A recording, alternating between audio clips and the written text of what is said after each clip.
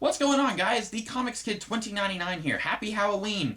Today, in celebration of Halloween, I wanted to talk about a spooky topic. I wanted to talk about Dracula, the Lord of the Vampires. You look at all of the horror monsters like Frankenstein, the Wolfman, the Mummy, the Creature from the Black Lagoon, basically all of those characters that were owned by Universal Studios back in the 1930s. My favorite one was always Dracula. And of course, he has existed even further back than film in the novel Dracula, written by Bram Stoker. And I used to think that Bram Stoker actually created the idea of the vampire, and that's not true.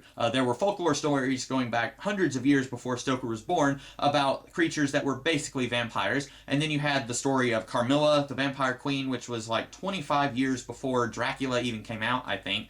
So Stoker did not create the idea of vampires, but in my opinion, he definitely popularized this idea of vampires, and I don't think that we would have vampires as such a huge part of our pop culture conscience today if it wasn't for Bram Stoker. So let's all give a big hand to Bram Stoker right now. Okay, now that we're done clapping for Bram Stoker, I was thinking about ways that you could do a series of Dracula movies, and not just a standalone Dracula movie and then another standalone Dracula movie where you recast everyone and it's a different director and stuff like that. And that seems to be our method of doing Dracula movies for as long as I've been alive and longer. I was thinking about how you could do a series of films with the same actors, and they're all tied together, and this one is a sequel to that one. And in this day and age, Hollywood and the film industry are absolutely obsessed with franchising everything. Any movie that comes out, immediately you start asking questions. Okay, where's the sequel? Where's the prequel? Where's the spin-offs? Let's do a shared universe story. 21 Jump Street and the Men in Black are going to have a team-up movie. That is the direction that Hollywood is thinking about right now, and they have been thinking about for quite some time. Okay, you don't have to do every movie like that. You don't have to franchise everything, but if you wanted to, you could do it with Dracula, I think. Now, I should go ahead and preface this by saying that I know absolutely nothing about any Dracula movie in between the Bela Lugosi movie and the one with Gary Oldman. I don't know anything about the Dracula movies from that, 70-year period. But I think that there are a few things you could do to make a series of Dracula movies, and I think that it would be pretty good, but obviously I'm biased because I'm the one coming up with these ideas. So starting off with your first movie, I would like to loosely base it on the book. I should go ahead and say that I am not a purist. I don't think that you have to stick strictly to the plot of the book, especially when you are changing things and you are improving the way the story goes. For example, in the Bela Lugosi movie, they cut out quite a few of the characters from the book that really didn't do anything for the plot. In the book, there's like 3 or 4 guys who are obsessed with Lucy, and they're all wanting to marry her, and they don't really serve any purpose in the story other than being cannon fodder for Dracula to kill off later.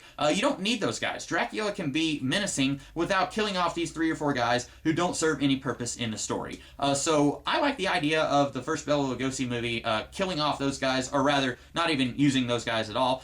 So in my opinion, the first big thing that you could do is trim the characters. Keep it minimized to Mina, Jonathan, Lucy, she can die early in the movie, Abraham Van Helsing, and Dr. Seward. I think that that is a pretty good cast for a Dracula movie. You don't need to go past that because then you're going to have trouble keeping all of these guys interesting and giving them enough to do on the screen. So number 2, I would want the protagonist to mostly be Mina. She is the emotional core of the Dracula story. I think that it would be very interesting to play around with the idea of she's been bitten twice, she's almost a vampire, she's fighting it, and she is acting a little strange. She's like every now and then like, hey, I kind of want to drink your blood, but at the same time, I've got just enough humanity in me that I know I don't want to do that. I think it would be really interesting to make the protagonist of the movie also be someone who is fighting this vampiric nature. You would have to have some other kind of dual protagonists thrown in there also to be the action heroes, because anytime Dracula shows up and he looks you in the eyes, it's like, okay, now I'm in your thrall, and then Mina would kind of be useless as a protagonist. So I would want to have Van Helsing and Dr. Seward kind of be your action heroes who, whenever Mina is about to get bit for a 3rd time, they can come in and say, hey, get off of her, and then they stab him in the chest with a wooden stake, and then yay, it's a happy ending. That's kind of what I would want to do. Jonathan Harker, you may be wondering about him. I've never really cared about Jonathan Harker. In the Gary Oldman movie, I didn't like him. That's partly because I don't think that Keanu Reeves is necessarily necessarily the best actor, so I don't think that he was really doing anything with that role. And also, in the Bela Lugosi movie, Jonathan Harker was an idiot. He was probably the most incompetent character in that entire movie. I definitely think that you could get away with having Mina be the brains of this couple, and Jonathan Harker can just be over here being like, vampires don't exist, how is any of this happening? I don't know what's going on.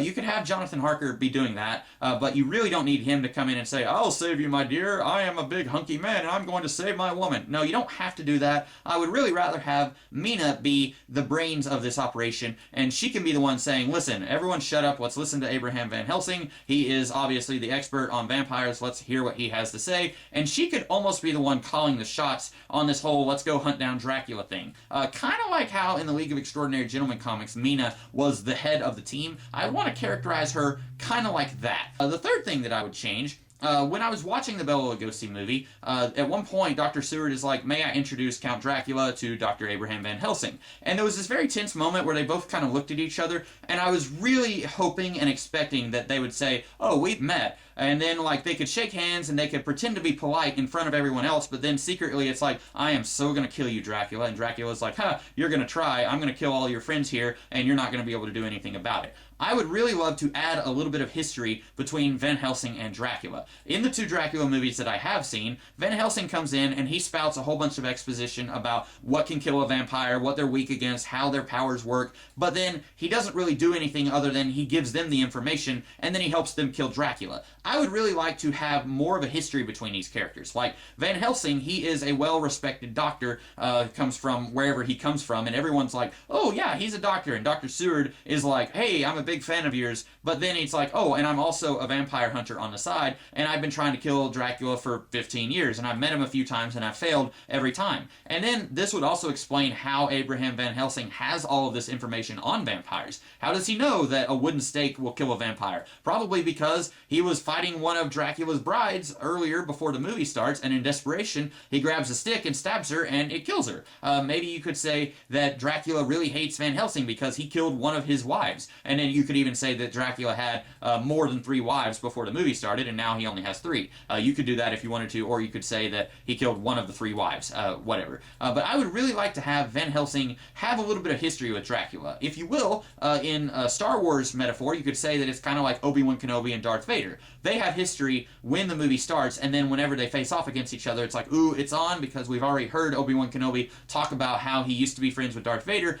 You wouldn't want to do that where Abraham Van Helsing was friends with Dracula. You wouldn't want to do that, but you could have Van Helsing say, yeah, this is how I know all this, because I've been hunting Dracula for years, and it's really personal for me because maybe Dracula killed Van Helsing's wife, or something like that. I think that that would be a very interesting way to take Van Helsing.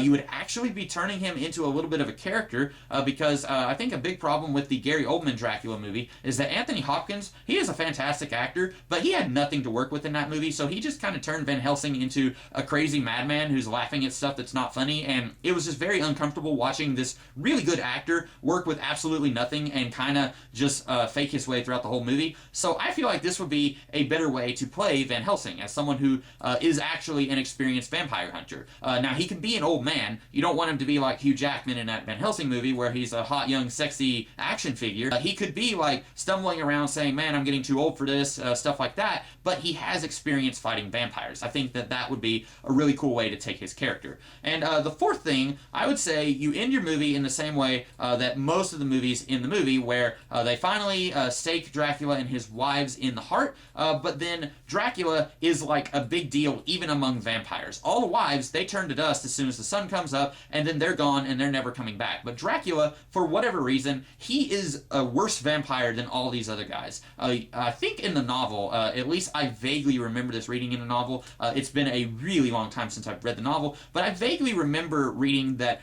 before Dracula became a vampire, that he actually made a deal with the devil, and that's how he got his powers. Now, you could always say that other vampires got their vampiric powers through other means. Either they were sired by another vampire, or they got their powers from the devil also. You could say that there's a handful of vampires running around the world who all got their powers from the devil, and then any other vampire sired by those guys, they're just regular vampires, and you can kill them with a wooden stake, and then they're gone. But with Dracula, you can say say, okay, there's actually no way to actually kill him. We're just basically immobilizing him right now. We put a stake in his heart, and that kind of keeps him from running around doing stuff, but it doesn't permanently take him out. So then it's like, okay, let's nail up the coffin, let's put chains around it, and let's throw it in the ocean, and then hopefully we're never going to have to deal with this again. Kind of like the movie Jumanji, where it's like, there's no actual way to destroy this thing, let's just hide it and hope that nothing bad happens again. And in the book, they end up killing off Quincy, who is friends with Jonathan and Mina. I think that a good way to end the movie, since we're not going to have Quincy and Arthur and all those other useless guys, let's kill off Van Helsing at the end of the movie. I feel like after you've given him a little bit of a history with Dracula, it would be kind of fitting that now that his life's work is as close to being complete as it can be,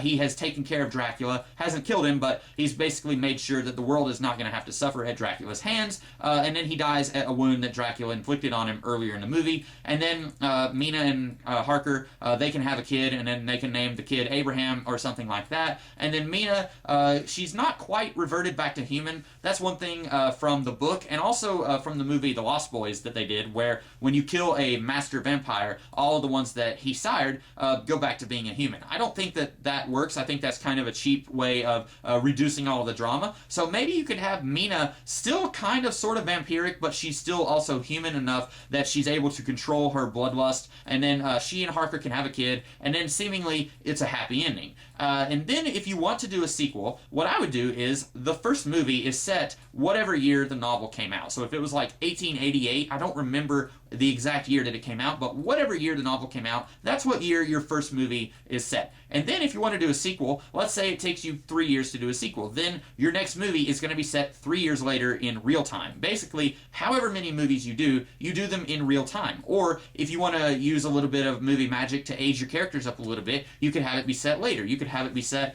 at the turn of the 20th century. That would be a really interesting thing to do. Because even though I have never seen a full Dracula movie outside of the Bela Lugosi one and the Gary Oldman one, I do know that there was one movie in the 60s that was, as far as I could tell, set in contemporary 1960s, but then Dracula comes back and he's still wearing like the cloak and everything, and he looks like he's dressing for the 1800s, but it's set in the 1960s. One thing that would be really interesting would be moving forward with the times and working with real world events. Like if you were doing 4 or 5 movies, by the time you got to movie number 5, you would almost be at World War I, and then you could say, okay, now you've got all these World War I people, the war is moving into Transylvania, maybe Dracula accidentally gets released yet again, and now he's feasting on the battlefield, and then you have German and American soldiers who have to work together to fight against Dracula. You know, you could do all sorts of really cool, crazy things in a series of Dracula movies. Obviously, you want somebody who can really pull off the charisma and the presence of Dracula, but someone who's also not such a big star that they're going to get tired of playing the same character after like 2 movies and want to be recast. You want someone who is willing to be in like 5 or 6 Dracula movies and play the same character in each of them. And that would be really tricky, and that's why I'm not a filmmaker, because I wouldn't be able to think of someone that you could get to do that. But like in the second movie, you could say that Abraham Harker, he's like maybe 5 or 6 years old,